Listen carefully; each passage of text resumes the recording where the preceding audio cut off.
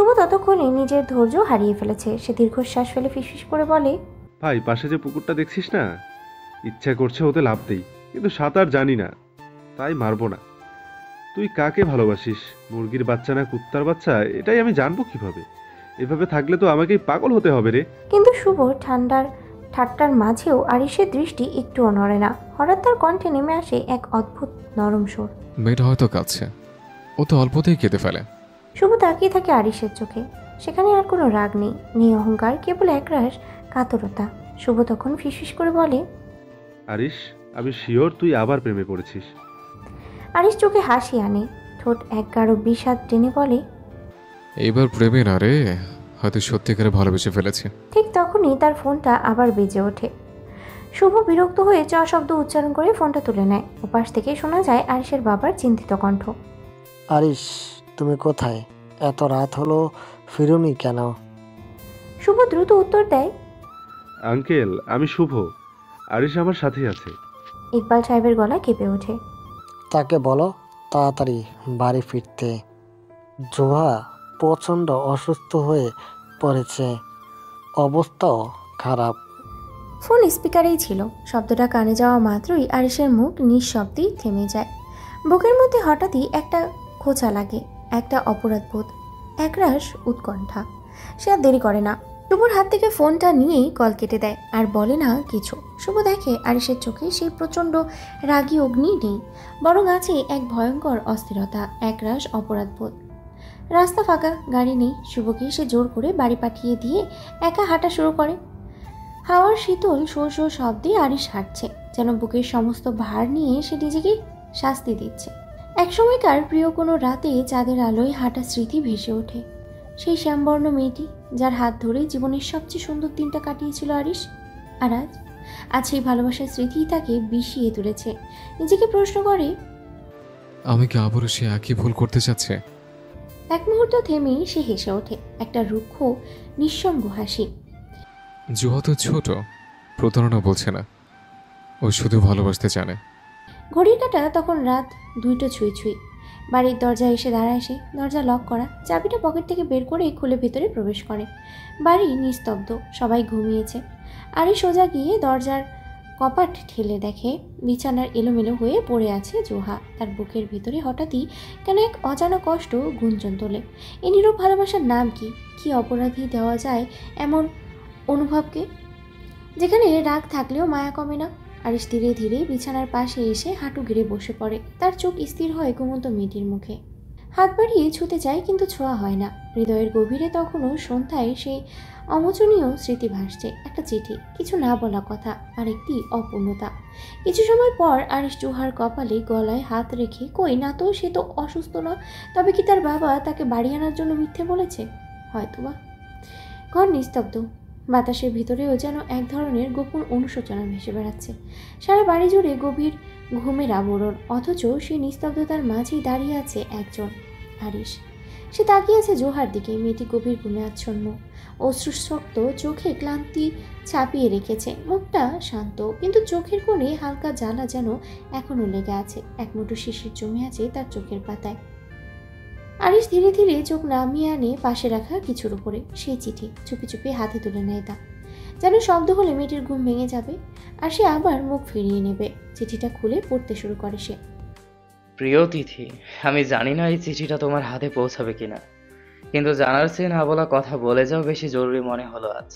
তোমার সে অপার হাসি, সেই চোখের ভেতরের মায়া, সবটা আমার হৃদয়ে রয়ে গেছে তীব্র কোনো অনুভব হয়ে।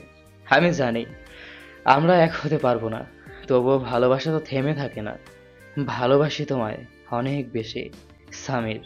চোখের পাতার নিচে যেন কাটা ফুটে ওঠে আরিশের। এটা সামিরের চিঠি, সে তিথিকে দিয়েছিল। সে বসে পড়ে ধীরে ধীরে। এক হাত দিয়ে চিঠিটা ভাঁজ করে, অন্য হাত দিয়ে নিজের মাথা চেপে ধরে। এক মুহূর্তের জন্য শত শত প্রশ্ন ভেঙে পড়ে তার বুকের উপরে। তবে কি আমি ভুল করেছিলাম? চিঠিটা জুহার না, ও তো তিথির জন্য রেখেছিলাম। আমি ওকে সন্দেহ করেছিলাম, অপমান করেছিলাম। একটা দীর্ঘ নিঃশ্বাস বেরিয়ে আসে তার বুক ফেটে, আর সেই নিঃশ্বাসে ভরে থাকে অনুতাপ। অপরাধবোধ আর আত্মগ্লানি। সে ধীরে ধীরে জুহার পাশে বসে, মুখ বাড়িয়ে দেয় জুহার কপালের দিকে, তার ঠোঁট ছুঁয়ে দেয় বারবার জুহার কপাল। মেয়েটির ঘুম জুড়ে হয়তো এখনো কান্না লেগেই আছে, অভিমানের কান্না। সেই কপালে ঠোঁট ছুঁয়ে দেয় সে, নির্বাক কাতর এক চুমু, যেন ক্ষমা চায় তার সমস্ত অহংকার ভেঙে। আমি দুঃখিত। চোখের কোণায় জমা হালকা জল মুছে দেয় সে। তারপর মেয়েটির চুলে ধীরে ধীরে হাত বুলিয়ে দেয়। একটা পরম স্নেহ, এক অপ্রকাশিত প্রেম আর এক রাস অপ্রকাশ্য অনুশোচনার আঁচল ছুঁয়ে যায় সেই আলতো ছোঁয়ায়। কিছু সময় চুপ করে বসে থাকে আরিশ। বাইরে রাত আরও ঘনীভূত হয়ে উঠেছে। পাখিদের প্রথম ডাকও এখনো শোনা হয়নি, কিন্তু ভেতরে তার হৃদয়ে একটা কান্না থেমে গেছে, আরেকটা উপলব্ধি জন্ম নিচ্ছে। সে উঠে দাঁড়ায়, শেষবারের মতো তাকায় ঘুমন্ত মেয়েটির দিকে। সেই জুহা, যার কোনো দোষ নেই, আছে কেবল একটা অদ্ভুত রকমের নীরব ভালোবাসা। সেই মেয়েটি আজ তাকে শিখিয়ে দিল ভালোবাসা মানে শুধু দাবি নয়, ভালোবাসা মানে বোঝা, ধৈর্য ও নিজের অহংকারকে ভাঙার সাহস। আর ধীরে ধীরে ঘরের দরজা খুলে বেরিয়ে যায়। ঘুমন্ত জোহার ঘুম তখনও ভাঙেনি, কিন্তু জানালার ফাঁক গলে আসা হালকা হাওয়ায় ওর চুল একটু উড়ছে, যেন সেই হাওয়ার মধ্যেই কেউ আদর করে মাথায় হাত বুলিয়ে দিয়েছে। আর জানালার ঠিক ওপাশেই শেষ রাতের আকাশে হালকা এক তারা জ্বলে উঠেছে, একটা নতুন ভোরের প্রতিশ্রুতি নিয়ে। ভালোবাসা বড়ই অদ্ভুত জিনিস, তাই না? কখন কার জন্য, কোন মুহূর্তে তার জন্য জন্ম হয়তো সেটা কি বলা যায়? আর যে মানুষটা এতদিন ভালোবাসাকে তুচ্ছ জ্ঞান করত, সেই তিনিই এখন দ্বিতীয়বার প্রেমে পড়েছে, আর সে প্রেম তার বুকের গভীরে ঘূর্ণিঝড় তোলে। অন্যদিকে তিথি, যে ভালোবাসা পায়নি, সে ভুগছে নিঃশব্দে, ধীরে ধীরে নিঃশেষ হচ্ছে নিজের ভিতরে। গত রাতের শেষে ভোর রাতে নিঃশব্দ পায়ে বেরিয়ে গিয়েছিল আরিশ, আজও ফেরেনি। কোনো খোঁজ নেই, সবাই ভেবেছে সে ফিরেইনি, কিন্তু আসলে সে ফিরেছিল চুপি চুপি। সে ফিরেছিল জুহার নিদ্রিত কপালে ভালোবাসার এক চুম্বন রাখতে। সে ছুঁয়ে গিয়েছিল জুহার দেহ, এমন এক স্পর্শে যেখানে কোনো লালসা ছিল না, ছিল কেবল এক অপ্রত্যাশিত অনুচ্চারিত ভালোবাসার নরম উত্তাপ। সকালে জুহার ঘুম ভেঙে গেলে সে দেখতে পায় অনামিকা কাঁদছেন নিঃশব্দে, পাশে বসে আছে তিথি আর ইকবাল। আরে সেমন কখনো করেনি, হাজার রাগ ক্ষোভ যাই হোক না কেন সে কখনো রাতে বাইরে থাকেনি। আজ কি হলো, কোথায় গেল সে? ইকবালের চোখ হঠাৎ পড়ে যায় জোহার দিকে। দূরে দাঁড়িয়ে মাথা নিচু করে আছে সে। ইকবাল ডাকেন, মা, জোহা, এদিকে এসো। জোহা এসে বসে ইকবালের পাশে, ধীর পায়ে, নীরব মুখে। ইকবাল তার দিকে তাকিয়ে বলেন, আরিশ কাল থেকে বাড়ি ফিরিনি, তুমি কি কিছু জানো? জোহা মাথা নাড়ে, না। ইকবাল তখন টেবিল থেকে ফোনটা পকেটে ঢুকিয়ে অনামিকার দিকে তাকিয়ে বলেন, চিন্তা করো না, আমি আরিশকে নিয়ে ফিরবো। এভাবেই দুপুর গড়িয়ে যায়। ইকবালেরও কোনো খোঁজ খবর নেই। ড্রয়িং রুমে বসেছিল জোহা। জোহার মনে পড়ে তিথির সেই চিঠিটা তো দেওয়া হয়নি। সে তড়িঘড়ি ছুটে যায় আরিশের রুমে। চিঠিটা এখনও বিছানায় পড়ে আছে, যেন হৃদয়ে অপেক্ষা করছে সেখানে জমে। চিঠি হাতে নিয়ে এসে চলে যায় তিথির রুমে। দরজা খোলা, তিথি রুমে নেই। বারান্দায় উকি দিতেই দেখে সে বসে আছে আনমনে, একা, চোখে কালি, মুখে জড়ানো অভিমানের ছায়া। জোহা পাশে গিয়ে বসে। তিথি আকাশের দিকে তাকিয়ে প্রশ্ন করে, তোমার ভাই চিঠির উত্তর দেয়নি? জোহা চিঠিটা বাড়িয়ে দেয়। দিয়েছি তো ভাবি। তিথির ঠোঁটে এক বিন্দু হাসি খেলে যায়। চিঠিটা নিয়ে বলে, তোমার মুখে ভাবি ডাকতে শুনতে খুব ভালো লাগে জানো। তিথি চিঠিটা পড়ে। সামিরের কাপা হাতে লেখা সেই শব্দগুলো। প্রিয় তিথি, আমি জানি না এই চিঠিটা তোমার হাতে পৌঁছাবে কিনা, কিন্তু জানার চেয়ে না বলা কথা বলে যাওয়া বেশি জরুরি মনে হলো আজ। তোমার সে অপার হাসি, সেই চোখের ভেতরের মায়া, সবটা আমার হৃদয়ে রয়ে গেছে তীব্র কোনো অনুভব হয়ে। আমি জানি আমরা এক হতে পারবো না, তবুও ভালোবাসা তো থেমে থাকে না। ভালোবাসি তোমায় অনেক বেশি, তোমার সামির। চিঠিটা পড়ে তিথি হেসে ওঠে, এমন হাসি যা অনেক দিন কেউ দেখেনি। সে জড়িয়ে ধরে জুহাকে, বলে, ধন্যবাদ আমার একমাত্র ননদিনী, আমার ভাইয়ের সুন্দরী বউ। জুহাও হেসে ফেলে, যদিও ভাইয়ের সুন্দরী বউ কথাটা যেন একটু কাঁটার মতো বিঁধে যায় বুকের গভীরে। সারাদিনে তিথিকে এই প্রথম প্রাণ খুলে হাসতে দেখে জোহা। চোখে আটকে থাকে তার মুখে আরিশের মতোই ফর্সা তিথি, ঠোঁটের কোণে একটু কারোর তিল, অদ্ভুত সুন্দর হাসি, তবুও চোখে কেমন এক শূন্যতা, যেন কারোর অপেক্ষায় থাকা কেউ। দুপুর পেরিয়েই রাত হয়, তবুও ইকবাল ফেরে না। রাত 9টা, হঠাৎ কলিং বেল বাজে। তিথি ছুটে গিয়ে দরজা খুলে দেয়। তাকে দাঁড়িয়ে আছে ইকবাল আর পাশে আরিশ। তিথি ছুটে যেয়ে মায়ের রুমে গিয়ে বলে, মা, ভাইয়া এসেছে? অনামিকা যেন হুড়মুড়িয়ে বেরিয়ে আসে, আরিশকে জড়িয়ে ধরে কাঁদতে কাঁদতে মাথায় হাত বুলিয়ে দেয়। বাবা, তুই কোথায় ছিলি? আরিশ কিছু বলে না, শুধু শক্ত করে মাকে জড়িয়ে ধরে। দূরে দাঁড়িয়ে জুহা সব দেখেছে। আরিশ একবার তাকায় তার দিকে, সেই চোখের চাহনি যেন ভেদ করে দেয় জুহার বুকের দেয়াল। আরিশ চোখের ইশারায় রুমে যেতে বলে। জুহা স্থির হয়ে দাঁড়িয়ে থাকে। পাশ থেকে অনামিকা বলে ওঠেন, যাও মা, রুমে যাও, ওর কিছু লাগবে কিনা দেখো। রুমে ঢোকার পর আরিশ চুপ করে বিছানায় বসে থাকে। জুহা দাঁড়িয়ে নিঃশব্দে, যেন বাতাসেও শব্দ হয় না। আরিশ বলে, দরজাটা লাগিয়ে দে। জুহার যেন শরীর কেঁপে ওঠে। কেন?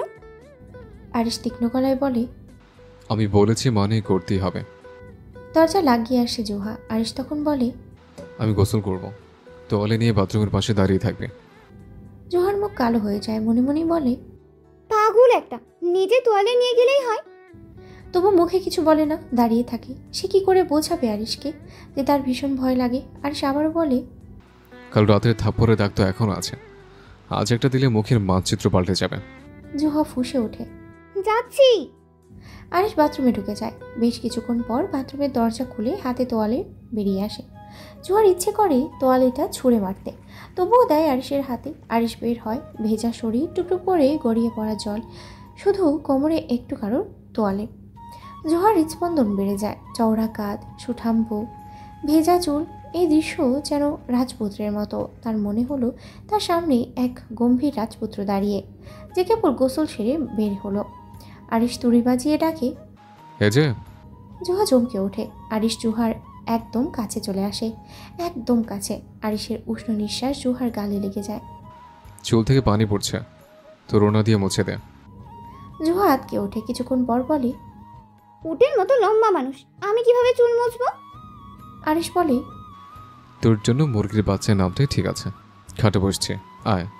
জুহা ভয়ে বলে, তোয়ালে দিয়ে আমি মুছে দিই। আরিশ হেসে বলে, তোয়ালে তো আমার গায়ে, খুলে দে। জুহা চিৎকার করে ওঠে, আরে না না না না, খুলবেন না, আপনার লজ্জা শরম নেই? আমার আছে। শেষমেশ জুহা এগিয়ে আসে, কাপা হাতে ওড়না দিয়ে মুছতে থাকে আরিশের ভেজা চুল। ভেতরে ভেতরে যেন এক কুণ্ডলি পাকানো আগুন জ্বলছে। অবিন্যস্ত ভালোবাসা আর অস্থিরতায় ঠাসা এক রাত শুরু হয় তখন। আরিশ খাওয়া দাওয়া করে ঘুমাতে আসে, দেখে জুহা আগে থেকেই বিছানার এক কোণে ঘাপটি মেরে শুয়ে আছে। আরিশও শুয়ে পড়ে অনেকটা দূরত্ব রেখে। আরিশ পাশে শুয়েছে বুঝেই জুহার শরীর হিম হয়ে আসে। আরিশ আরেকটু ভয় দিতেই জুহাকে বলে, জুহা, শেষ রাত্রে ঘুমের মতো আমাকে একটু গভীর আলিঙ্গনে জড়িয়ে ধরো। আমার কোথাও যাওয়ার নেই, আর না আছে কোনো তারা। জোহার থেকে উত্তর আসে না। জোহার ভেতর বয়ে যায় অজানা ভাবনা। আরিশের কথাবার্তা আজ এত শীতল কেন? রাত গভীর, ঘড়িকাঁটা তখন প্রায় 3টের ঘর ছুঁই করছে। চারপাশ নিস্তব্ধ, কেবল মাঝে মাঝে ঝিঝি পোকার ডাক শোনা যাচ্ছে দূর থেকে। ঘরের ভেতরে হালকা হলুদ আলো জ্বলছে।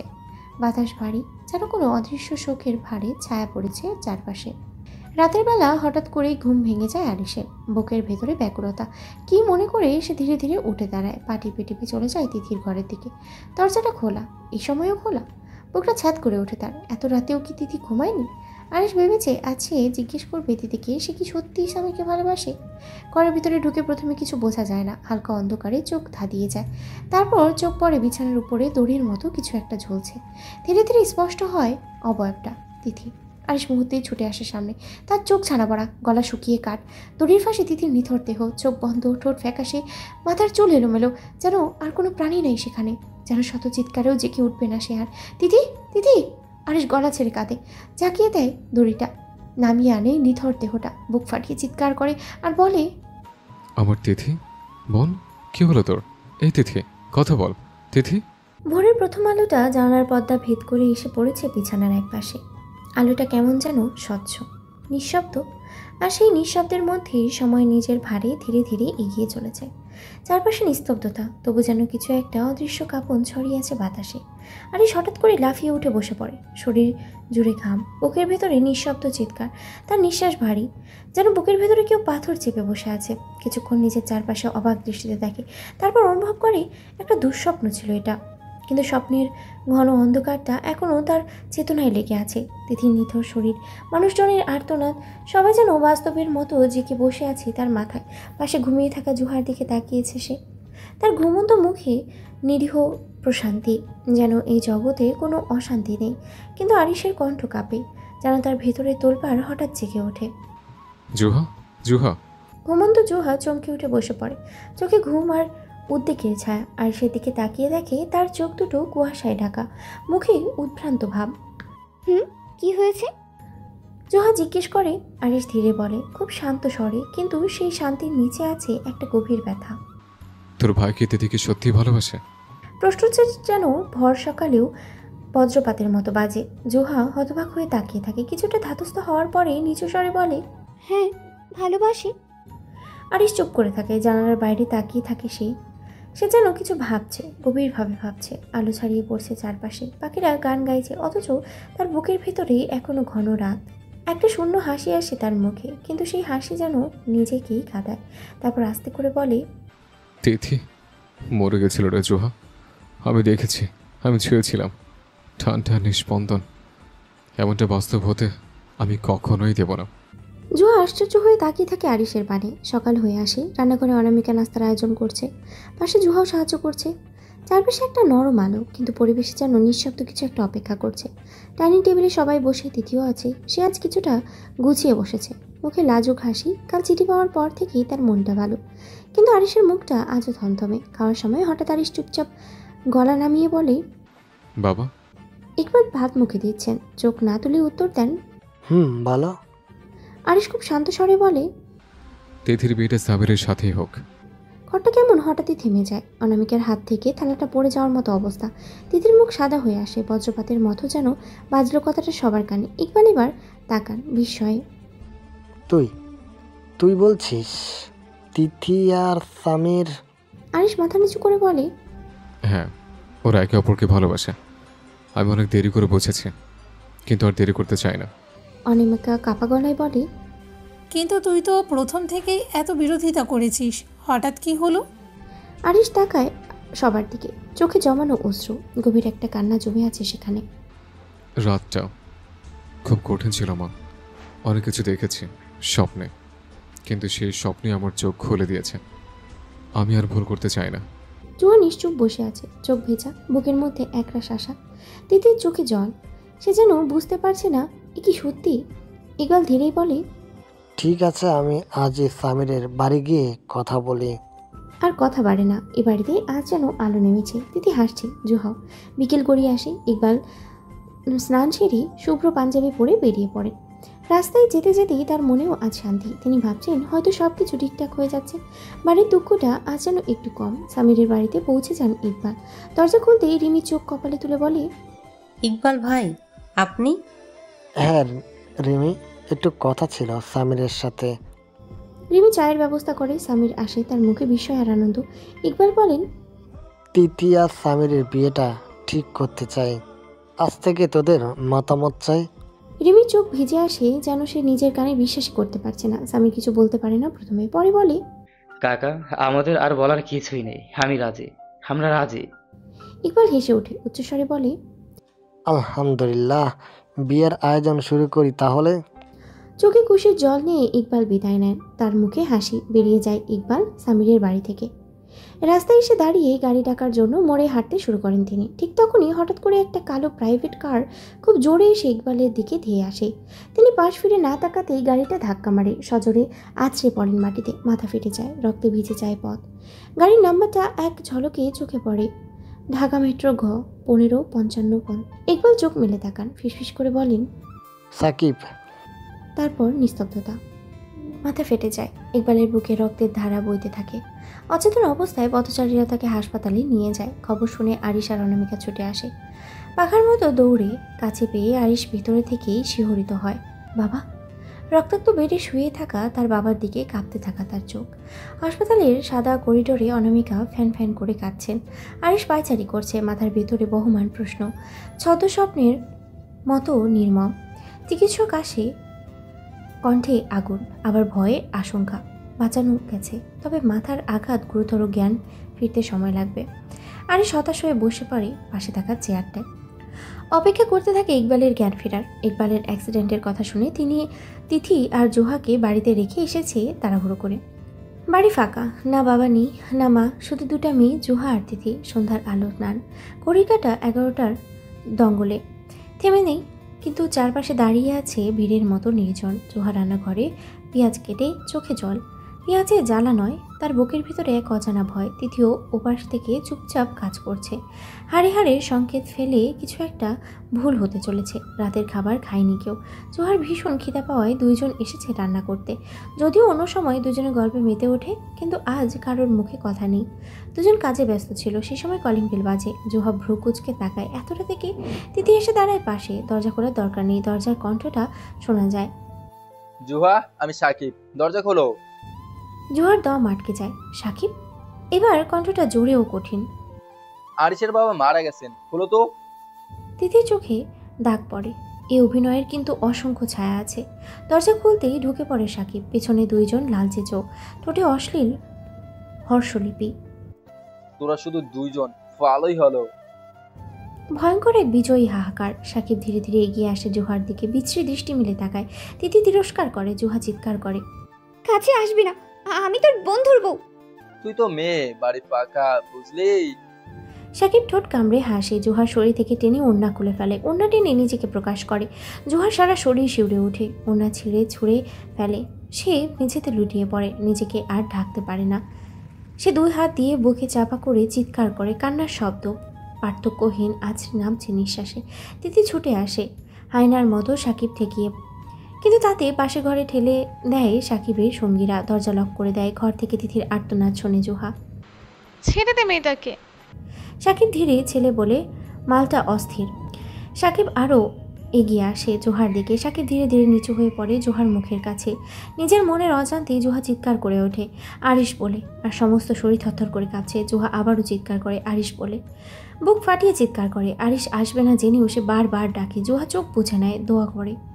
সাকিব হো হো করে হেসে ওঠে। জোহার গায়ে হাত দিতে চায়। জোহা বারবার নিজেকে সরিয়ে নিচ্ছে। এবারে হাসপাতালের কেবিনে ইকবালের চোখ খোলে। নার্স এসে জানায়, আরশি, আপনার বাবার জ্ঞান ফিরেছে, কথা বলতে পারবে, তবে বেশি কথা বলা যাবে না। আরিশ আর অনামিকা দৌড়ে কেবিনে চলে আসে। ইকবাল শুয়ে আছে বেডে। আরিশ কাছে গিয়ে কিছু জিজ্ঞেস করার আগে ইকবাল ফিসফিস করে বলে, সাকিবের গাড়ি ছিল ওটা, ইচ্ছা করে ধাক্কা দিয়েছে। আরিশের চোখ বড় হয়ে যায়। এই মুহূর্তে কেন জানি সে এই কথা আশাই করেনি। আরিশ তখনই উঠে পড়ে। তার চোখ লাল, কণ্ঠে আগুন। সাকিব কেবল একবার বলে সে দৌড় দেয় বাইরে। আরিশের তীক্ষ্ণ বুদ্ধি তৎক্ষণাৎ কিছু একটা আন্দাজ করতে পারে। আরিশ বাইক নিয়ে বেরিয়ে যায় মেডিকেল থেকে। যতটা সম্ভব স্পিডে বাইক চালাচ্ছে। কিছুক্ষণ পর জোহা ড্রয়িং রুমের মেঝেতে গুটি মেরে পড়ে আছে। কোমর চড়ানো চুলগুলো এলোমেলো হয়ে মেঝেতে লুটিয়ে পড়েছে। নিজেকে রক্ষা করার সমস্ত সাহস যেন সে হারিয়ে ফেলেছে। এদিকে তিথির চিৎকার বাড়ির দেয়ালগুলোতে ধাক্কা খাচ্ছে। বাইরে বাতাস বইছে হালকা। জোহার ফর্সা মুখশ্রী কাঁদতে কাঁদতে লাল বর্ণ ধারণ করেছে। ডগায় ডগায় চোখগুলোতে ভয় মেখে আছে। সাকিব জোহার গলার পাশে নখ বসিয়ে দিয়েছে। কামিজের কিছুটা অংশ ছিঁড়ে ফেলেছে। জোহা দু হাত দিয়ে নিজেকে ঢাকার বৃথা চেষ্টা করছে। সাকিব যখন আরও কাছে আসতে চায়, বিচ্ছের নজর বোলায় জোহার শরীরে। জোহা চোখ খিচে বন্ধ করে ফেলে। তখনই সাকিবের এক সঙ্গী এসে জানায়, ভাই, কারো বাইকের আওয়াজ আসছে, কেউ মনে হয় বাড়িতেই আসছে।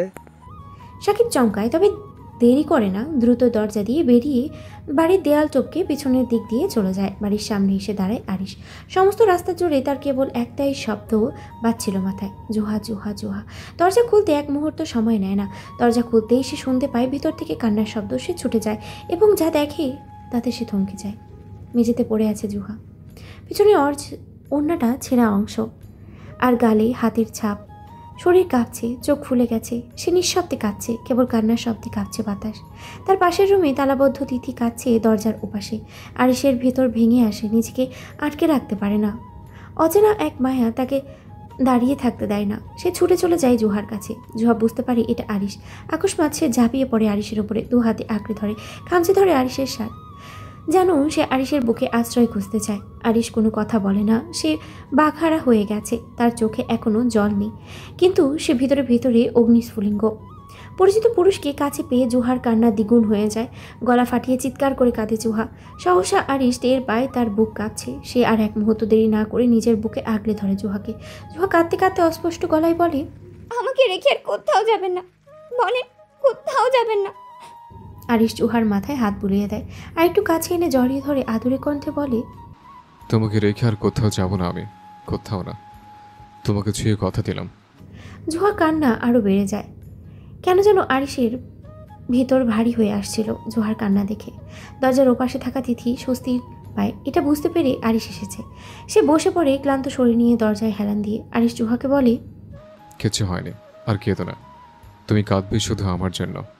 জোহা মুখ তুলে তাকায় আরিশের পানে, চোখে চোখ রাখে, হেঁচকি তুলে বলে, ওই জানোয়ারটা আমার শরীরে ছুঁয়েছে, বিশ্রীভাবে ছুঁয়েছে। তারপর জোহা আবারও আরিশের বুকে মুখ লুকিয়ে কাঁদতে থাকে। তার কান্নায় মিশে আছে লজ্জা, ঘৃণা আর কষ্ট। আরিশের জল শক্ত হয়ে আসে। জোহাকে আস্তে করে শুধায়, কোন হাত দিয়ে ছুঁয়েছে? জোহা বলে, ডান হাত দিয়ে। জোহা চোখে জিজ্ঞাসার চাহনি। আরিশ জোহার কপালে আলতো করে চুমু দিয়ে বলে, ডান হাত কেটে দিব, কেঁদো না। জোহা বুঝলো না আরিশের সরল কথার মানে। আরিশ একবার যা বলে তা সে করে।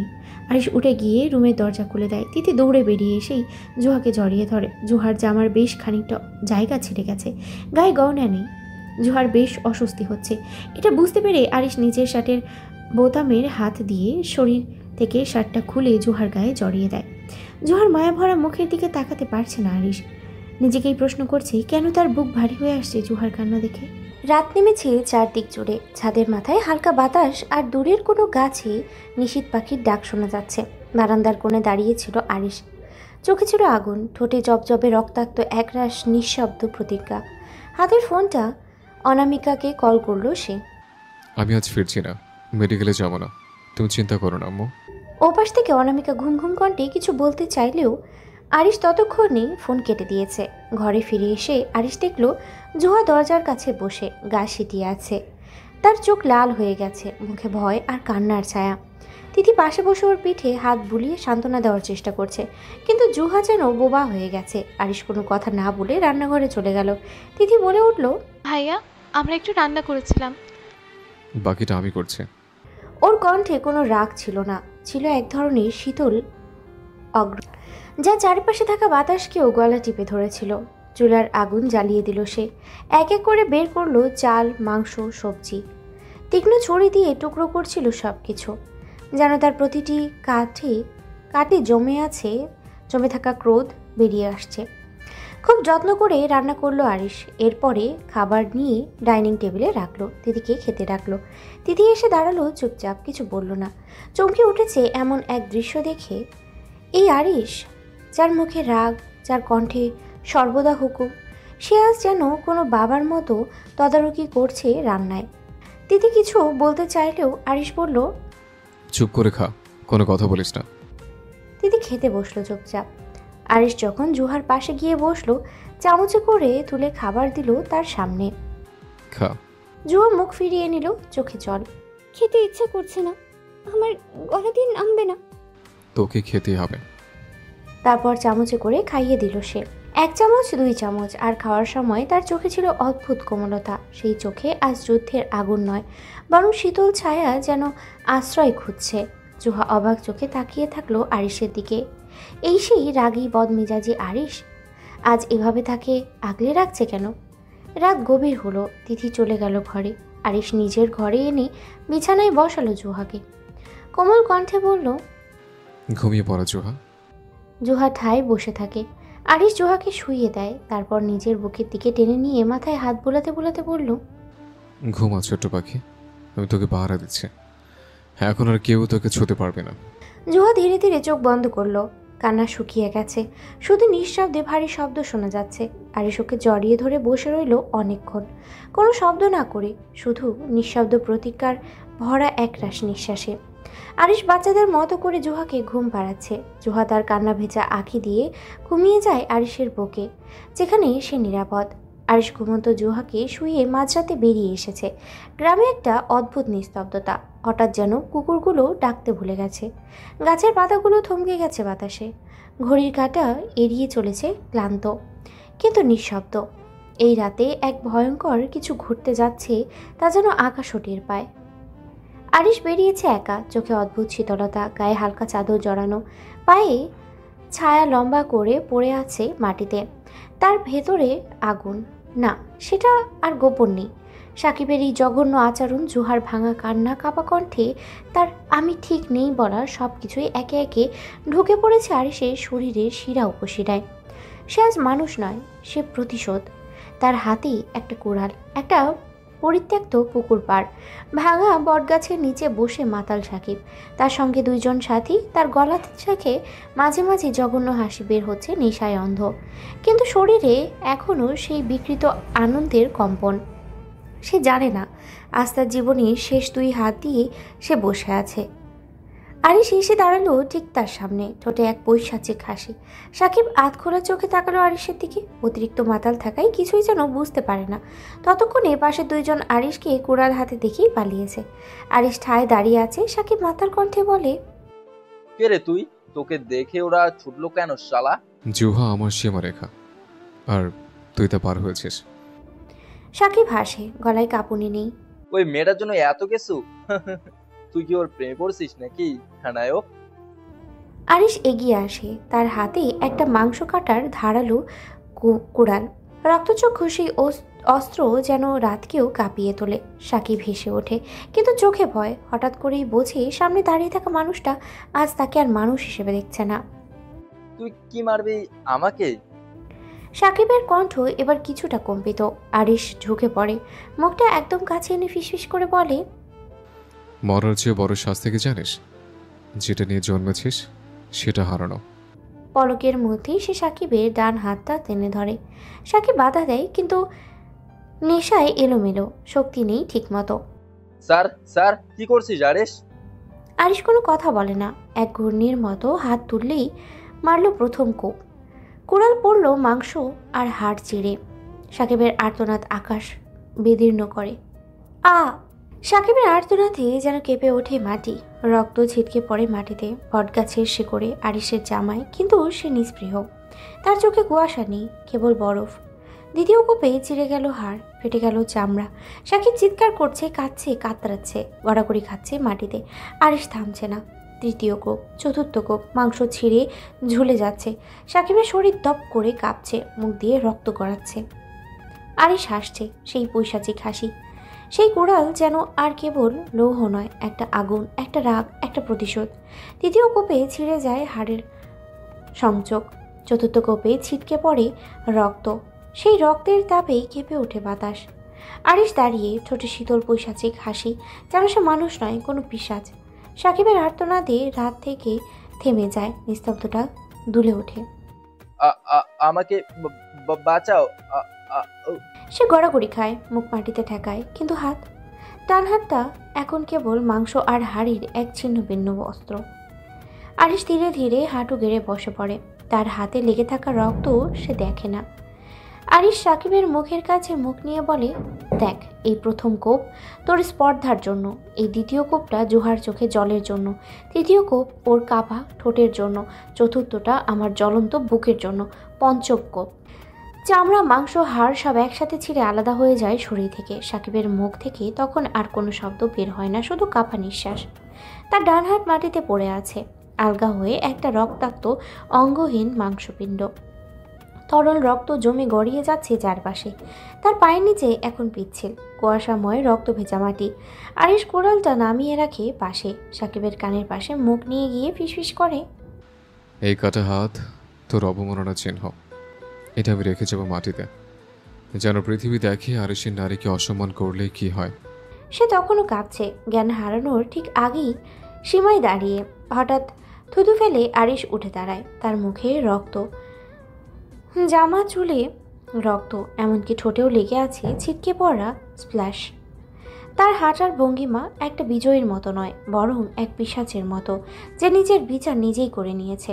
পিছনে পড়ে থাকে আর্তনাদময় রাত, একটা কাটা হাত, আর একটা নরক জ্বালায় চিৎকার করতে থাকা এক লম্পট। পাখিদের কিচিরমিচিরে ভোরের নরম আলোয় জেগে ওঠে জোহা। চোখ খুলেই সে অনুভব করে কারো শক্ত অথচ আশ্রয়দায়ী বাহু জড়িয়ে আছে তার কোমর। আর একটু নড়লেই বোঝা যায় আরিশ।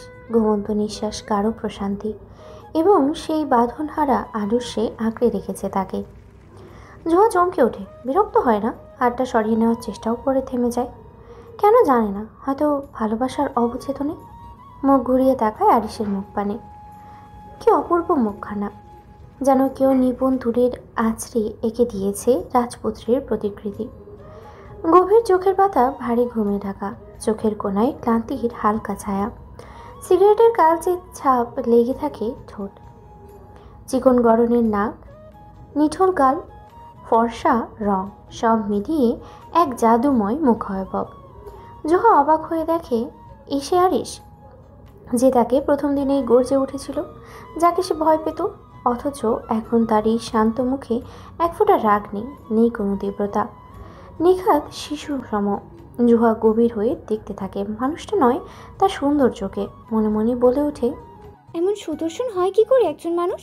হঠাৎ জুহা হালকা নড়লেই আরিশ ঘুমন্ত অবস্থাতে আরো শক্ত করে জড়িয়ে ধরে। তার ভাবনার জগৎ গভীর হয়ে ওঠে।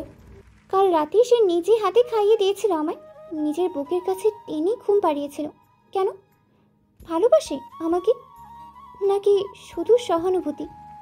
এই মানুষটা যদি ভালোবাসি, তাহলে শুরুতেই কেন নিষ্ঠুরতা, এমন অসম্মান কেন? ভাবনার জগতে ডুবে থাকা জুহা টেরই পায় না কখন আরিশের চোখ খুলে গেছে। চোখ খুলেই সে জুহাকে নিজের আরও কাছে টেনে নেয়। জুহা তাড়াতাড়ি মুখ ফিরিয়ে নেয়, অন্যদিকে ঘুরে শুয়ে পড়ে, যেন চোখে চোখ না পড়ে। আরিশ মুচকি হেসে তার কাণ্ড দেখে, তারপর ঠোঁট ছুঁয়ে দেয় জুহার চুলে, মৃদু কণ্ঠে বলে, ঘুম কেমন হয়েছে? জুহা কোনো উত্তর দেয় না। নীরবতা যেন এক বিষণ্ণ সুর বয়ে আনে। কাল রাতের কথা মনে পড়ে যায়, চোখ ভিজে আসে, অজান্তেই কেঁদে ফেলে সে। দম বন্ধ কান্নায় গলা ভিজে যায়। আরিশ বিরক্ত হয়ে ঠোঁটের কোণে চ শব্দ করে। সে জুহার শরীরটা ঘুরিয়ে নিজের দিকে এনে বলে, কাছিস কেন জুহা? জুহার কান্না বেড়ে যায়, যেন বুকের ভিতরে জমে থাকা সমস্ত অভিযোগ একসঙ্গে ভেঙে পড়ছে। আরিশ এবার একেবারে রেগে উঠে বলে, চুপ কর মুরগির বাচ্চা, সকাল সকাল মাথা খাচ্ছিস কেন? বল কি হয়েছে? জুহা এক হাতে চোখ মুছে মুখ তুলে বলে, আমি ভাইয়া আর আম্মুর কাছে যাব, আমি আর এই বাড়িতে থাকবো না। আরিশ অবাক হয়ে তার দিকে তাকিয়ে বলে, ঠিক আছে যাবি, আর কাঁদিস না, ওঠ, দেরি হ, মেডিকেল যেতে হবে। জুহা চমকে তাকায় তার দিকে, এত সহজে রাজি হয়ে গেল। সে তো ভেবেছিল নিশ্চয়ই ধমক দেবে, বাধা দেবে, কোনো একটা তীব্র প্রতিক্রিয়া দেবে। জুহা মনে মনেই বলে ওঠে, এই শয়তানটা হঠাৎ এত ভালো হলো কবে থেকে? আরিশ বাথরুমে চলে যায়, জুহাও ধীরে ধীরে উঠে পড়ে। কিছুক্ষণ পরে তিনজন, আরিশ, জুহা ও তিথি, রওনা দেয় মেডিকেলের দিকে। রাস্তায় আরিশ সাবধান করে দেয়, দেখ ভুলেও কালকের কথা ভাইয়া বা মাকে বলবি না, আমি আবার বলছি, কিছু বলা যাবে না। জুহা চুপচাপ মাথা নাড়ে, মুখে কোনো শব্দ নেই, কিন্তু চোখে অনুরাগ ও কৌতূহলের ছায়া। মেডিকেলের সামনে এসে গাড়ি থামে। তারা সবাই নামতে নামতে দ্রুত ইকবালের কেবিনের দিকে এগিয়ে যায়। ইকবাল শুয়ে আছে, হাতে স্যালাইন, ক্লান্ত মুখ, কিন্তু চোখে প্রশান্তি। রীতি ছুটে গিয়ে বাবার মাথার পাশে বসে পড়ে, হো হো করে কেঁদে ওঠে। ইকবাল মেয়ের মাথায় হাত বুলিয়ে সান্ত্বনা দেয়, কিছুই হয়নি আমার মা, তুই তো জানিস তোর আব্বু কত শক্তিশালী। জুহা কেবিনের এক কোণেই বসেছিল। সময় গড়িয়েছে প্রায় 1.5 ঘন্টা। হঠাৎ কেবিনের দরজার নিচে দেখা যায় 2 জোড়া পা। জুহা মুখ তুলে তাকায়, মুহূর্তেই ক্লান্ত মুখে হাসি খেলে যায়। পরক্ষণেই এক দৌড়ে ছুটে যায় দরজার দিকে। সামির আনন্দে, আবেগে, উত্তেজনায় সে সামিরকে জড়িয়ে ধরে। দীর্ঘদিনের আকাঙ্ক্ষা যেন মুহূর্তেই পূর্ণতা পায়। তারপর দৃষ্টি ফেরায় মায়ের দিকে। রিমি কাছে এসে মমতামাখা কণ্ঠেই প্রশ্ন করে, কেমন আছিস মা? ব্যাস, এতক্ষণ বুকের ভিতরে যেটুকু জোর ছিল সব গলে যায়। জোহা শিশুর মতো ঠোঁট উল্টে কেঁদে ফেলে। রিমি ভাবে এতদিন পর মাকে দেখেই হয়তো আবেগে ভেঙে পড়েছে মেয়ে। সামির ও রিমি ভিতরে এসে ইকবালের সঙ্গে দেখা করে। অনামিকা এবারই প্রথম সামিরকে দেখে। যেমন শুনেছিল তেমন নয়, বরং অনেক ভিন্ন। চেহারায় লাজুকতার ছাপ, দৃষ্টিতে ভদ্রতা, গড়নে হ্যাংলা পাতলা, গায়ের রং শ্যামলা, তবে মুখে এক অপূর্ব হাসি, যা সরল অথচ মুগ্ধকর। অনামিকা মনে মনেই বলে ওঠে, মাশাআল্লাহ, একদম ভদ্র ঘরের ছেলে। কিছুক্ষণ কথা বলার পর সামিরের চোখ চলে যায় তিথির দিকে। চোখ আটকে যায়, সে যেন চোখের পাতা ফেলতেও ভুলে যায়। তিথি বসে আছে নীরবে, চেহারায় ভাঙনের চিহ্ন, চোখে ক্লান্তির ছাপ। সামির তাকিয়ে থাকে অপলক, আর মনে মনে ভাবে, মেয়েটা এমন ফ্যাকাশে হয়ে গেল কেন? সকাল গড়িয়ে দুপুর নামছে। মেডিকেলের করিডোরে কাচের জানালায় রোদের দাগ, হসপিটালের বাতাসে ওষুধ আর জীবাণুনাশকের গন্ধ। তবে সেই কেবিনের ভেতরটা যেন একটু কারো ঘর হয়ে উঠেছে। কেউ বাবার সেবা করছে, কেউ আলতো করে কথায় মন দিচ্ছে, আবার কেউ হয়তো ভেতরে ভেতরে এক নিঃশব্দ অপেক্ষায় আছে কোনো চিরায়ন্তর কিছু ঘটার যাওয়ার। আরিশ চুপচাপ এসে দাঁড়ায় জোহার পাশে, ঠোঁটে সেই চিরচেনা গম্ভীরতা, চোখে গাঢ় ছায়া, যেন কোনো চিন্তার গর্তে হারিয়ে যাওয়া মানুষ। জোহার দিকে তাকিয়ে হালকা গলায় বলে, তোমার ভাইকে নিয়ে একটু বাইরে এসো, 5 মিনিটের মধ্যে। এই বলে আরিশ বেরিয়ে যায় কেবিন থেকে। জোহা অবাক হয়, কিছু বলতে গিয়ে আবার গিলে ফেলে শব্দটুকু। মাথা হেলিয়ে সামিরের দিকে তাকায়। সামির তখন তিথির একটু পিছনে বসেছিল, চোখে কেমন নরম এক মায়া। কিছুক্ষণ পর জোহা ভাইয়ের কাছে গিয়ে বলে, ভাইয়া একটু বাইরে চলো আমার সাথে। সামির একটু অবাক হলেও চুপচাপ উঠে পড়ে। দুজন যখন কেবিনের দরজা দিয়ে বের হয়, তখন সামনেই দাঁড়িয়ে থাকা এক দৃশ্য দেখে থমকে যায়। তিথিকে নিয়ে আগে থেকেই দাঁড়িয়েছিল আরিশ, হাত পকেটে শরীরটা হেলান দেওয়া অবস্থায়, চোখে হালকা হাসি। সামির থমকে যায়, তিথির চোখে বিস্ময়ের ঝিলিক। কিন্তু কিছু বলার আগেই আরিশ মৃদু কণ্ঠে বলে ওঠে, আয় জোহা, এদিকে আয়। জোহার এক মুহূর্ত দেরি না করে এগিয়ে যায় তার পেছনে। সামির আর তিথি কেবল তাকিয়ে থাকে। মনে হচ্ছিল যেন কোনো অদৃশ্য পরিকল্পনার ছায়া চলছে সামনে, যার নাট্যকায় আরিশ নিজে। আরিশ জোহাকে নিয়ে হাঁটতে হাঁটতে মেডিকেলের পেছনের দিকে একটা নির্জন চাতালে এসে দাঁড়ায়। জায়গাটা নিঃশব্দ, সেখানে কেবল গাছের পাতার বাতাস খেলে যায়, আর কোথাও দূরে কোনো কাক ডাকছে। আরিশ মুখ নিচু করে অল্প একটু হাসে, তারপর জোহার কানে কানে খুব মৃদু গলায় বলে, ওদের একটু আলাদা সময় কাটানো দরকার। জোহা আরেকবার চমকায়। সে হতভম্ব, কিছুক্ষণ চুপ করে দাঁড়িয়ে থাকে, তারপর জিজ্ঞেস করে, আপনি এত কিছু বোঝেন? আরিশ মাথা নিচু করে চুপচাপ দাঁড়িয়ে থাকে, বলে, না, আমি শুধু থাপড়ানো বলছি। তিথি আর সামির তখন হাসপাতালের বাগানের পাশে একটি বেঞ্চে বসে। চারদিক নির্জন। সামির গাছের ডালে ঝুলতে থাকা একটি লাল পাতা তুলে হাতে নিয়ে বলে, জানো তিথি, আমি অনেক ভেবে দেখলাম, হারিস ভাই শালা একটা জিনিস, যাতে মাতাল হলে তাহলে ঠিক। তিথি ফিক করে হেসে বলে, ভদ্র হয়ে কথা বলো, ভাই বলতেও একটা শিষ্টাচার আছে। আরে ওইটা তো বললাম প্রশংসায়, সে বুঝেছে কাকে কখন একা ছেড়ে দিতে হয়। তিথি একটু চোখ সরিয়ে নিচু গলায় বলে, জানি না কেন আজকাল তোমার চোখের দিকে তাকালে বুকের ভেতরটা আলাদা করে কাঁপে। তিথি চুপ করে থাকে, তার চোখ দুটো কেমন যেন ঝাপসা হয়ে আসে। সামির অবাক হয়, একটু এগিয়ে এসে জিজ্ঞেস করে, তিথি, কাঁদছো? তিথি মাথা নিচু করে ফেলে, শব্দ যেন গলায় আটকে গেছে। অনেকটা সময় পর গলায় কাঁপা কাঁপা স্বরে বলে, তুমি জানো না সামির, আমি কেমন করে দিন কাটিয়েছি এতদিন। প্রতিটা সকাল তোমাকে ছাড়া শুরু হতো, প্রতিটা রাত শেষ হতো তোমার নাম ধরে কান্না করে। ফোনটা হাতে নিয়েও সাহস পাইনি কল করার। ভেবেছি যদি তুমি না চাও আমাকে, যদি আমার খোঁজ নেওয়ার মানুষও না থাকো, তাহলে আমি কাকে জড়িয়ে বলবো। আমার মুখটা হু হু করে উঠেছে। সামির বিস্ময়ে তাকিয়ে থাকে এক মুহূর্ত, তারপর তার চোখে জলের কণা দেখা যায়। তিথির হাতটা নিজের হাতে নিয়ে শক্ত করে ধরে। তিথি, কেন এমন ভাবছো? তিথি মুখ তুলে তাকায় সামিরের দিকে, চোখ বেয়ে জল পড়ছে। বলল, ভীষণ অভিমান হয়েছিল জানো, ভেবেছিলাম তুমি আমার খোঁজ নিও না, তুমি ভুলে গিয়েছো আমাকে। অথচ ভেতরে ভেতরে নিজেই জ্বলে পুড়ে ছারখার হচ্ছিলাম আমি। তা তো কাউকে বলতেও পারিনি, এমনকি জুহাকেও না। সামির হাত দিয়ে তিথির গাল ছুঁয়ে দেয়, চোখ মুছে দেয় তার আঙুলে। গলার স্বর কোমল হয়ে যায়, আমারও কিছুই করার ছিল না তিথি। তিথি সামিরের কাঁধে মাথা রেখে ফুঁপিয়ে ওঠে, বলে, তুমি থাকলে আমার কিচ্ছু লাগে না সামির, কিচ্ছু না, শুধু তুমি থাকো, আমাকে আর একা করো না প্লিজ। সামির তার মাথায় হাত রাখে, চুলগুলো আলতো করে ছোঁয়, বলে, আমি কোথাও যাব না। এখন থেকে প্রতিটা সকাল শুরু হবে তোমার হাসি দেখে, আর রাত শেষ হবে তোমার মুখে শুভরাত্রি শুনে। তিথি একটু হেসে ওঠে, কাঁদতে কাঁদতেই বলে, তুই প্রেমের কবি নাকি রে? সামির চোখ টিপে বলে, প্রেম না জানলে তোমার মতো মেয়েকে ভালোবাসা যায় নাকি? তিথি আবার কাঁদে, আবার হাসে। সেই মুহূর্তে যেন তাদের চারপাশে আর কিছুই নেই, শুধু ভালোবাসা, অনুযোগ, প্রতীক্ষা আর ফেরার এক অবর্ণনীয় আনন্দ। বাতাসে তখনও পাতার কাঁপার শব্দ, আর মেঘের ফাঁকে সূর্যের এক আলতো রোদ নেমে এসে পড়ে তাদের উপরে, দুজন মানুষের মিলনে নীরব সাক্ষী হয়ে। এদিকে জোহা আরিশ হাঁটছে কোনো অজানা গন্তব্যে। আরিশ মাঝে মাঝেই তাকাচ্ছে জোহার দিকে, জোহাও তাকাচ্ছে। সহসা দমকা হাওয়া এসে জোহার চুল এলোমেলো করে যায়। আরিশ খুব যত্ন করে জোহার চুলগুলোকে কানে গুঁজে দেয়। জুহা মুগ্ধ হয়ে তাকিয়ে থাকে আরিশের দিকে। না, চোখে রাগ নেই, কেবল আছে কোমলতা। আরিশ নরম কণ্ঠে বলে, কি দেখছ? জুহা মনের অজান্তেই প্রশ্ন করে ফেলে, ভালোবাসেন আমায়? মুহূর্তেই আরিশের মুখশ্রী পাল্টে যায়, চোয়াল শক্ত হয়ে আসে। আরিশ আকস্মাৎ জুহার তুতনি চেপে ধরে, দাঁতে দাঁত পিষে বলে, ভালোবাসবো সেটাও তোকে?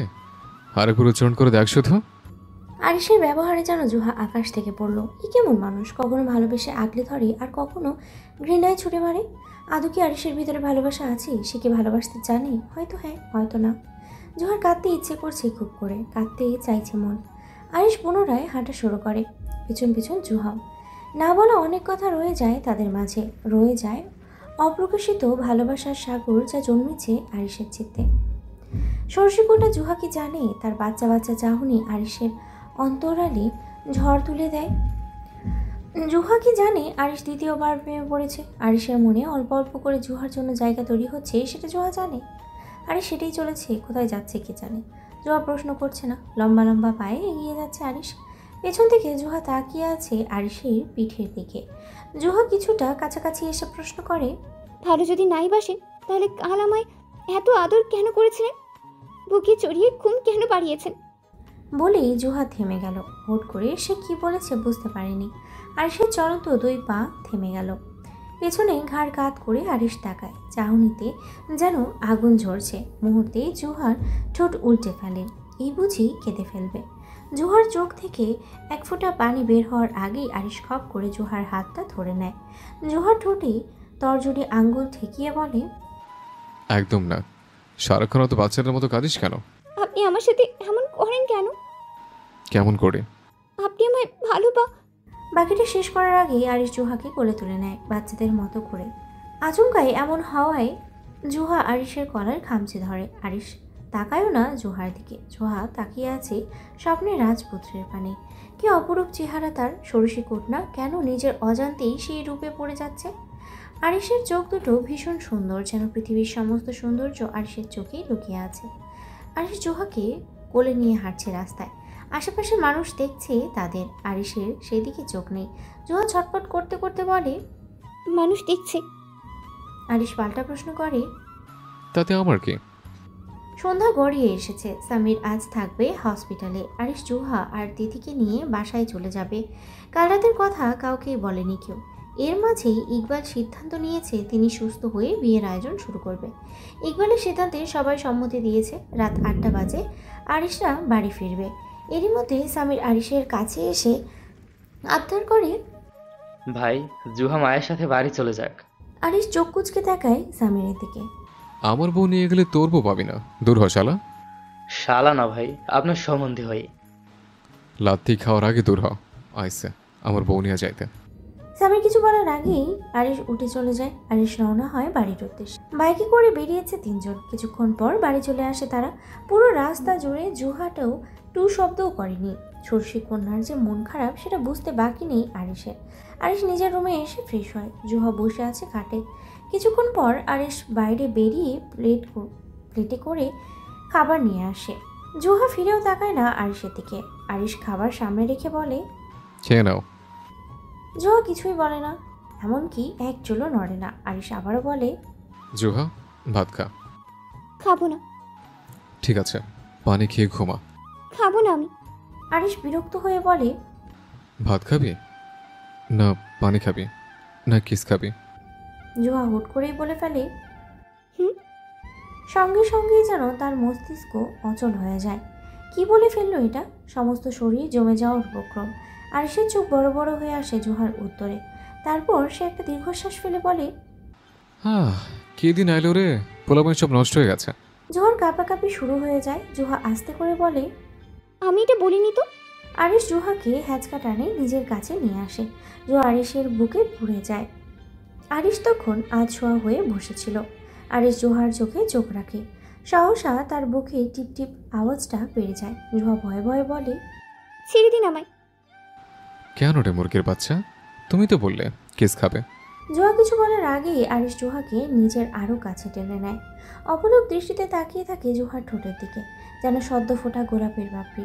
গোলাপি ঠোঁটগুলো তিতির করে কাঁপছে। এতে যেন আরিশের সমস্ত শরীর কেঁপে ওঠে।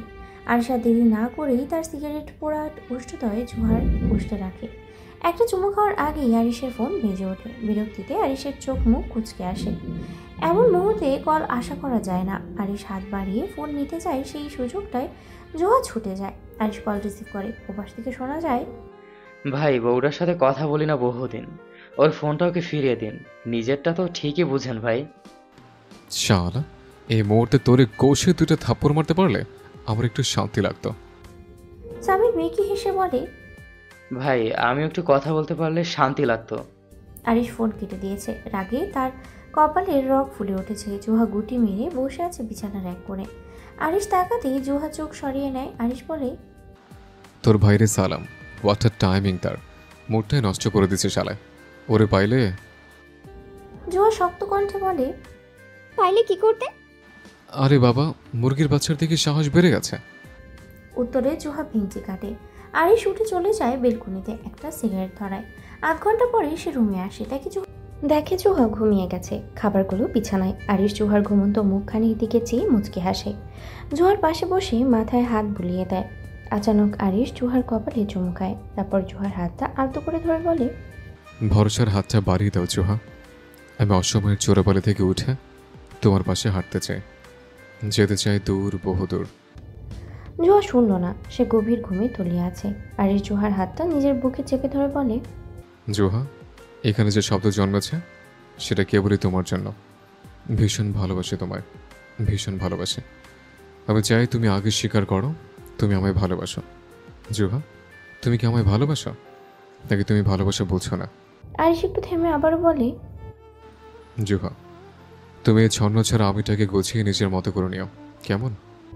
আরও একটা রাত কেটে গেল। সে রাতে চন্দ্র, তারা, নীলিমার সাক্ষী ছিল আরিশের পাগলামো ভালোবাসার। 7টি দিন পেরিয়ে গেছে, নিঃশব্দ 7টি দিন। ইকবাল হাসপাতালে। অনামিকার চোখে গভীর উৎকণ্ঠা। তিথি যেন কবে বড় হয়ে গেছে এক লাফে। আজ ইকবাল সাহেব বাড়ি ফিরেছেন, আর তাকে আনতে গেছে আরিশ। বেলা পড়ে এসেছে। একটা কালো গাড়ি থেমে দাঁড়ালো মেডিকেলের সামনে। গায়ে রোদ, বাতাসে ধুলোর গন্ধ। গাড়ি থেকে নামলো এক তীব্র মুখাবয়বের যুবক আরিশ। কপালে তীক্ষ্ণ রেখা, চোখে অব্যক্ত কঠিন। সোজা হাঁটছে, আস্তে ধীর পায়। ভেতরে ঢুকেই চোখে পড়ে অনামিকা দাঁড়িয়ে আছে পেটে বসা ইকবাল সাহেবের পাশে।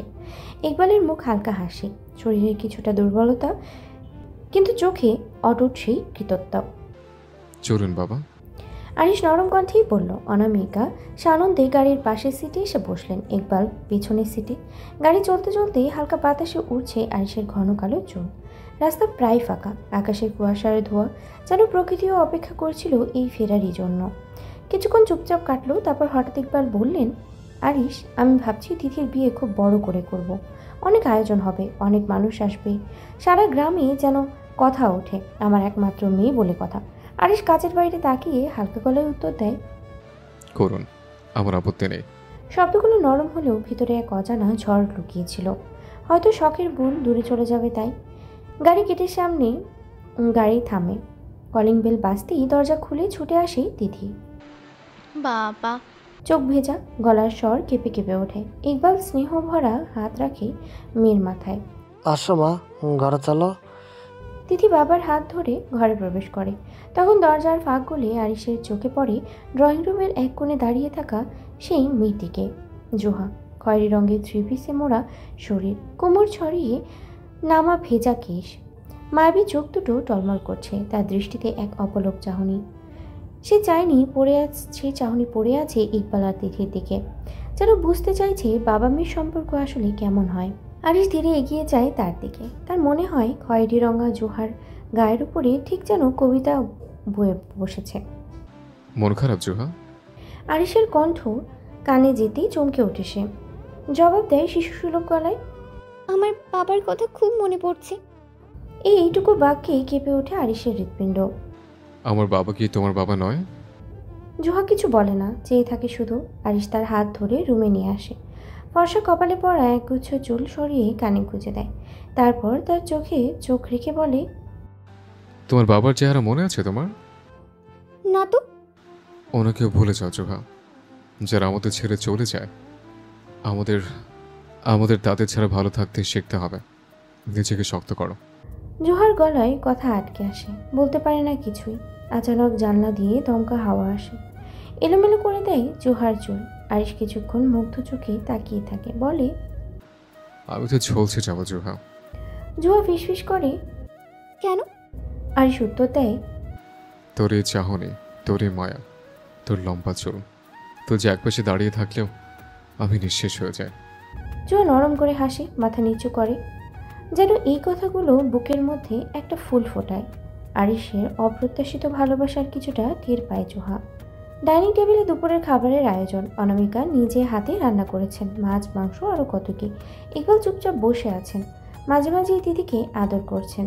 জোহা চুপ করে খায়, কিন্তু চোখ বরাবর চলে যায় আরিশের দিকে। আরিশও তেমনই নীরব, তবুও যেন তার চোখে এক অস্থিরতা। খাওয়া শেষে ইকবাল কাশি দিয়ে উঠে বসে, তারপর বলেন, তিথির বিয়ে আমরা সামনের শুক্রবারে ঠিক করব। সময়টা ভালো, তিথির জন্য পাত্রটাও পছন্দ হয়েছে আমাদের। ওই ছেলে বেশ ভদ্র। সবার মুখে একটা চাপা উত্তেজনা। আরিশ শুধু হালকা মাথা নাড়ায়, কেউ দেখে না, কিন্তু তার চোখে যেন কোথাও এক নীরব অন্ধকার খেলা করছে। কয়েকদিন পেরিয়ে গেছে, আজ বুধবার। বিয়ের মাত্র 2 দিন বাকি। আরিশ জুহার সম্পর্কও বেশ চলছে। আরিশ ইদানিং জুহার খুব কাছেই থাকে। জুহা কখনো নিষেধ করে না, তবে এখন পর্যন্ত আরুষ কোনো কিছুই নিয়ে জোর করেনি। বাড়িতেই এক সাজরাও। তিথির বিয়ের জন্য মেহমান আসতে শুরু করেছে। ঘর ভর্তি চিৎকার, হাসাহাসি, রান্নার শব্দ, গানের সুর। আজও জুহা বায়না করেছে বাড়ি যাবে বলে। এই তো আজ সকালের কথা। আরিশ গভীর ঘুমে মগ্ন। অর্ধরাত্রি কাটিয়ে দেয় তার জুহাকে দেখেই, বাকি ঘুমটা সকালে পূরণ করে। অনামিকা আজ সকালে জুহাকে বলে আরিশকে গিয়ে ডেকে তুলতে। জুহা পরে দোটানায়, এই লোকটাকে কি করে এসে ডাকবে, যদি বকা দেয় তখন। এসব ভাবতে ভাবতেই জুহা আরিশের পাশে এসে আস্তে করে বলে, আন্টি আপনাকে উঠতে বলেছে, তাড়াতাড়ি উঠুন। আরিশ একটু নড়ে চড়ে ওঠে, চোখ বন্ধ করে ঘুম জড়ানো কণ্ঠে শুধায়, আমার বউ উঠতে বললে উঠবো? জুহা বিরক্তিতে ভ্রু কুঁচকে ফেলে। আপনার বউ উঠতে বলেছে, এবার তো উঠুন। এবারও হয়নি। পাক্কা একজন বউয়ের মতো বল, রোমান্টিক মুডে বল, মুরগির বাচ্চা। আমি পারবো না। আরিশ বলে, ঠিক আছে, তাহলে আমি ঘুমাই। বলেই আরিশ বালিশে মাথা গুজে দেয়। জুহা মনে মনে হাসে, কিছুটা সংকোচ নিয়ে বলে, সকাল হয়েছে, এবার উঠে পড়ুন। আরিশ উঠে বসে, জুহার দিকে চোখ রেখে বলে, এইভাবে চালিয়ে যা, একদিন তুই সফল বউ হবি মুরগির বাচ্চা। আমাকে এসব নামে ডাকেন কেন? আমার তো সুন্দর একটা নাম আছে। যেদিন সফল বউ হতে পারবেন সেদিন ভালো নামে রাখবো। আরিশ উঠে যায়। আরিশ একটু ব্যস্ত, একটু ক্লান্ত। মাঝে মাঝে কারোর ডাক আসে, কেউ কিছু জিজ্ঞেস করে। সেই সব সামলাতে সামলাতেই সিঁড়ি বেয়ে নিচে নামছে। এমন সময় কলিং বেল বাজে। অনামিকা দরজা খুলতেই আরিশের চোখ আটকে যায়। দরজার ওপরে দাঁড়িয়ে আছে এক অচেনা চেনা মুখ। তীক্ষ্ণ চোখ, পাথরের মতো গড়া মুখ, পাকা করে বাঁধা কেশ, ঠোঁটে হালকা লিপস্টিক আর গায়ে সোনালি রঙা 3 পিস। আর পাশে দাঁড়িয়ে একজন মধ্যবয়স্ক ভদ্রলোক ও তার স্ত্রী। ইকবাল এসে কথা বলে, আরে রাশেদ, আয় আয়। ভাবি কেমন আছেন? পাশে থাকা ভদ্রমহিলা জবাব দেয়, আরে ওটা নরিন না? মেয়েটা কত বড় হয়ে গেছে। নওরিন? হ্যাঁ, সেই নওরিন। আরিশের চোখ আটকে গেছে তার চোখে। কত বছর পর দেখা সেই কলেজ জীবনের নওরিন, যার জন্য কত কবিতা লেখা হয়েছিল আর কত রাত ঘুমহীন কেটেছিল। বাকিরা ভিতরে চলে যায়। নওরিন আরিশের পাশ কাটিয়ে যাওয়ার সময় চোখ তুলে তাকায়, সামান্য হাসি। কেমন আছো আরিশ? তার কণ্ঠে সেই পুরনো সুর, সেই রেশ, সেই শীতলতা। আরিশ উত্তর দেয় না, শুধু তাকিয়েই থাকে। সেই চোখে 100 প্রশ্ন, 1000 উত্তর আর অজস্র বিস্মরণ। সহসা তার চোখের সামনে ঝাপসা হয়ে আসে জোহার চেহারা। রাতের নরম আলোতে আধশোয়া হয়ে বসে আছে আরিশ। তার চোখ দুটো বন্ধ, মুখ স্থির ভাব। মনে হচ্ছে সময় ঘড়ির কাঁটা থামিয়ে দিয়েছে। শুধু স্মৃতিরা নীরবে এসে ভিড় করেছে তার চারপাশে। ঘরটা নিঃসঙ্গ। জোহা নেই হয়তো, সে তিথির কাছে হাসছে, গল্প করছে, শাড়ি রঙে মুগ্ধ হয়ে সাজের আলোচনায় জমিয়ে তুলেছে। বাড়ি আজ মুখর। ইকবালের পরিচিত আত্মীয় স্বজন অতিথিরা ভরে তুলেছে উঠান, ঘর, বারান্দা। মাত্র আর 1 দিন, তারপরেই তো বিয়ে। কিছুক্ষণ পর জুহা ঘরে ফিরে আসে। ঘরের অদ্ভুত নীরবতা তাকে থমকে দেয়। বিছানায় আরিশকে একইভাবে বসে থাকতে দেখে তার ভ্রু কুঁচকে ওঠে। এত হইচইয়ের মাঝে সে এতটা নিঃসঙ্গ কেন? দ্বিধা নিয়ে ধীরে ধীরে এগিয়ে আসে জুহা। জিজ্ঞেস করে, আপনার কি হয়েছে? শরীর খারাপ? আরিশ চোখ মেলে তাকায়। দৃষ্টিটা ভারী অভিমানের না, ক্লান্ত কোনো পুরনো বেদনাকে ডুবে থাকা চোখ। আরিশ উঠে বসে, হাত ইশারায় জুহাকে কাছে ডাকে। জুহা চুপচাপ এসে বিছানার পাশে বসে। আরিশ গভীরভাবে তার চোখের দিকে তাকিয়ে থাকে, যেন ওর চোখের ভিতরে কোনো পুরনো আলো খুঁজে বেড়াচ্ছে। ছাদের দিকে দৃষ্টি মেলে দিয়ে আরিশ ধীরেই বলে, ভালো রাখার নাম যদি ভালোবাসা হয় তবে সে তো আমি কোনোদিন ভালোই বাসিনি। জুহা কপাল কুঁচকে ফেলে। কে ভালোবাসেনি?